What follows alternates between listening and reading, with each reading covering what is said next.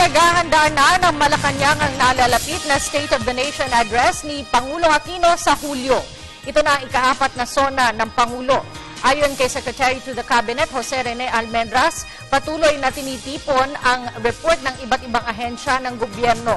Gayunman, hindi pa maidetalye ni Almendras ang magiging buod ng sona. Ito ay dahil sa ang Pangulo mismo ang pumipili ng kanyang iuulat sa bayan. In the first 3 sonas that the President delivered, he wrote those sonas. I mean, he's the one who decides what's in it, what's not in it. He decides on the tone, he decides on the language. It's his sona. So, what we do po is we come up with all the data, the analysis, the information, and it is presented.